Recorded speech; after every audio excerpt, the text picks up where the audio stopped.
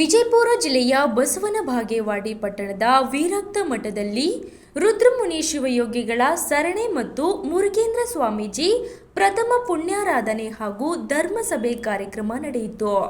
ಊರಿನ ಗಣ್ಯ ವ್ಯಕ್ತಿಗಳು ಮತ್ತು ಪೂಜ್ಯರು ಮುರುಗೇಂದ್ರ ಸ್ವಾಮೀಜಿಯವರ ಭಾವಚಿತ್ರಕ್ಕೆ ಪುಷ್ಪ ನಮನ ಸಲ್ಲಿಸಿ ಮತ್ತು ಜ್ಯೋತಿ ಬೆಳಗಿಸುವ ಮೂಲಕ ಕಾರ್ಯಕ್ರಮಕ್ಕೆ ಚಾಲನೆ ನೀಡಿದರು. ಈ ಕಾರ್ಯಕ್ರಮದಲ್ಲಿ ಈರಣ್ಣ ಶೆಟ್ಟಿ, ಹಿರೇಮಠದ ಶಿವಪ್ರಕಾಶ ಶಿವಾಚಾರ್ಯ ಸ್ವಾಮೀಜಿ, ಶ್ರೀ ಮುರುಗೇಂದ್ರ ಸ್ವಾಮೀಜಿಯವರ ಕುರಿತು ಪೂಜ್ಯರು ವಿಸ್ತಾರವಾಗಿ ಮಾತನಾಡಿದರು. ಈ ಸಂದರ್ಭದಲ್ಲಿ ಅಭಿನವ ಮೃತ್ಯುಂಜಯ ಸ್ವಾಮೀಜಿ, ಸಿದ್ದಲಿಂಗ ಮಹಾಸ್ವಾಮೀಜಿ, ಜಗದೀಶ್ ಕೊಟ್ರಶೆಟ್ಟಿ, ಸಂಗನಗೌಡ ಚಿಕ್ಕೊಂಡ, ಎಸ್ ಜಳಕಿ, ಜಗದೇವಿ ಗುಂಡಳ್ಳಿ, ನೀಲು ನಾಯಕ್, ಬಸವರಾಜ್ ಹರಿವಾಳ್, ಅನೇಕ ಊರಿನ ಮುಖಂಡರು ಇನ್ನಿತರರು ಉಪಸ್ಥಿತರಿದ್ದರು. Bureau report, Ravi ಕೋಲಾಕರ, Basavana Bagewadi.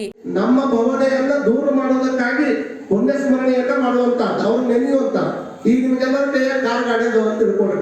Car ಗಾಡಿ ಒಳಗೆ ಹೋಗ್ಬೇಕಾದ್ರೆ ಕಾರ್ ಗಾಡಿ ಡ್ರೈವಿಂಗ್ ಸೀಟ್ ಮುಂದೆ ಕೂತವ್ರು ಗೊತ್ತಾಗತ್ತಿ. ಕಾರ್ ಗಾಡಿ ಮುಂದೆ ಒಂದು ದೊಡ್ಡ ಗ್ಲಾಸ್ ಹಾಕಿರ್ತಾರೆ. ದೊಡ್ಡ ಗ್ಲಾಸ್ ಎದಕ್ಕೆ ಹಾಕ್ಯಾರ? ದೊಡ್ಡ ಗ್ಲಾಸ್ ಮುಂದೆ ರೋಡ್ ನೋಡೋದಕ್ಕೆ ಹಾಕ್ಯಾರ. ನಾ ಮುಂದೆ ದೊಡ್ಡ ನೋಡೋರಿ ಒಟ್ಟ ಹಿಂದ ಮುಂದೆ ನೋಡೋದಿಲ್ಲ ಅಂತ ಯಾರು ಡ್ರೈವಿಂಗ್ ಮಾಡೋದು ಹೇಳಕ್ಕೆ ಅನ್ನೋದು ನಿಮ್ಗೆ ಕೇಳಕತ್ತೇನೆ. ಯಾರು ಒಟ್ಟ ಮುಂದೆ ರೋಡ್ ಬಿಟ್ಟು ನಾ ಹಿಂದೆ ನೋಡಂಗಿಲ್ಲ, ಮುಂದೆ ಅಟ್ಟ ನೋಡಂಗಿಲ್ಲ, ಒಟ್ಟು ಮುಂದೆ ಅಟ್ಟ ನೋಡಿಲ್ಲ ಅಂತಂದ್ರೆ ಬರೇ ಮುಂದಿನ ರೋಡ್ ನೋಡ್ಕೊಂತ ಹೊಂಟ್ರೆ ಗಾಡಿ ಯಾವಾಗ ಆಕ್ಸಿಡೆಂಟ್ ಆಗೈತಿ ಹೇಳಕ್ ಆಗೋದಿಲ್ಲ.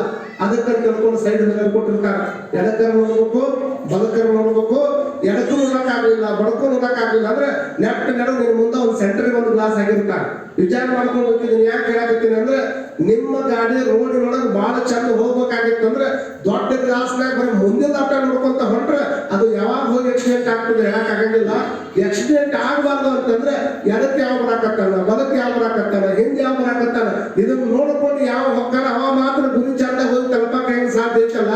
ಹಂಗ ಜೀವನ ಅನ್ನುವಂತ ಗಾಡಿಯನ್ನು ಹೊಡಿಬೇಕಾದ್ರೆ ಬರೀ ನಾವು ಮುಂದಿನ ಅಟ್ಟ ನೋಡ್ಕೊಂತ ಹೊರಟು ಬಿಟ್ವಿ ಅಂದ್ರೆ ಇದು ಯಾವಾಗ ಒಂದ್ ದಿವಸ ಆಕ್ಸಿಡೆಂಟ್ ಆಗತ್ತೈತೆ.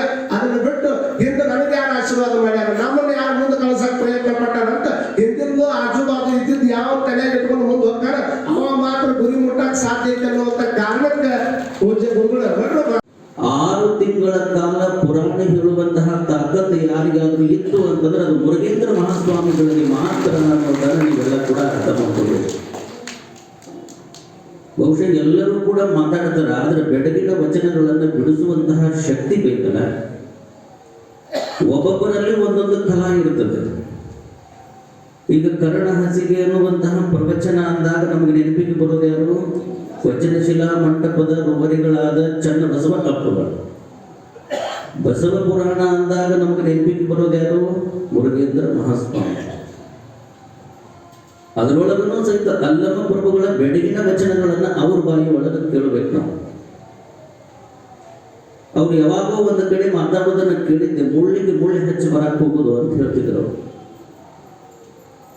ಮುಳ್ಳಿಗೆ ಮುಳ್ಳು ಹಚ್ಚಿ ಬರಕ್ ಹೋಗುದು ಅಂದ್ರೆ ಏನ್ರಿ? ಮುಳ್ಳಿಗೆ ಮುಳ್ಳು ಹಚ್ಚಿ ಬರಕ್ ಹೋಗುದು ಅಂತ ಹೇಳ್ತಿದ್ರು ಅವ್ರು. ಇದು ಅಲ್ಲಮ್ಮನ ವಚನ, ಇದು ಬೆಡಗಿನ ವಚನ ಇದು. ಮತ್ತವ್ರು ಹೇಳ್ತಿದ್ರು, ಬಂದ್ರೆ ಬರಂಗಿಲ್ಲ, ಬರ್ಬೇಕಂದ್ರೆ ಬರ್ತಾರ. ಮುಳ್ಳಿಗೆ ಮುಳ್ಳು ಹಚ್ಚಿ ಬರಕ್ ಹೋಗುದು ಅಂತಂದ್ರೆ ಏನು ಅಂತ ನಾವು ಕೇಳಿದಾಗ ಅವ್ರು ಹೇಳ್ತಿದ್ರು, ಈ ಮುಳ್ಳು ಬದನೆಕಾಯಿ ಅಂತ ಬೆಳೀತಿದ್ರು ರೈತರು. ಈ ಮುಳ್ಳು ಬದನೆಕಾಯಿ ಅಂತ ಏನು ಬೆಳೀತಿದ್ರಲ್ಲ ರೈತರು, ಆ ರೈತ ಮುಳ್ಳು ಬದನೆಕಾಯಿ ಹಚ್ಚಿದಂತ ಇನ್ನೊಬ್ಬರು ಅದನ್ನ ಹರ್ಕೊಂಡು ಹೋಗಬಾರ್ದು ಅಂತ ತಿಳ್ಕೊಂಡು ಅದಕ್ಕೆ ಮುಳ್ಳಿನ ಬೆಲೆ ಹಾಕಕ್ ಹೋಗಿದ್ರಂತ. ಅದಕ್ಕೆ ಮುಳ್ಳಿಗೆ ಮುಳ್ಳು ಹಚ್ಚಿ ಬರಕ್ ಹೋಗ್ಯಾನ ಅಂತ ಅವ್ರು ಹೇಳ್ತಿದ್ರು. ಅವ್ರು ಬಾಯಾಗ ಕೇಳುವುದ ಒಂದು ಅದು ಬಹಳ ಚಂದ. ಲೇ ತಮ್ಮ ಅಂದ್ರೆ ಮುಗಿದು ಹೊತ್ತು. ಇಲ್ಲೇ ಹೋದ ವರ್ಷ ಯಾವಾಗೂ ಒಂದು 3-4-5 ವರ್ಷದ ಹಿಂದೆ ಇಲ್ಲಿ ಶಿವಲಿಂಗ ಅಜ್ಜವ್ರದ್ದು ಒಂದು ಮಠದಾಗ ಕಾರ್ಯಕ್ರಮ ಮಾಡಿದ್ರು. ಪ್ರತಿ ವರ್ಷ ಪ್ರವಚನ ಹೆಂಗಿತ್ತಂದ್ರೆ ಪ್ರತಿಯೊಬ್ಬ ತಾಯಂದಿರು 5 ನಿಮಿಷ ಸಹ ಬರ್ತಾರ ಅಜ್ಜವರಂತ ಒಂದು ವಿಚಾರದಲ್ಲಿರುವಂತ ಒಂದು ಪ್ರವಚನವನ್ನು 20 ವರ್ಷಗಳವರೆಗೆ ಬಸವನ ಬಾಗೇವಾಡಿಯಲ್ಲಿ ತಾವೇ ಪ್ರವಚನವನ್ನು ಹೇಳಿದರು.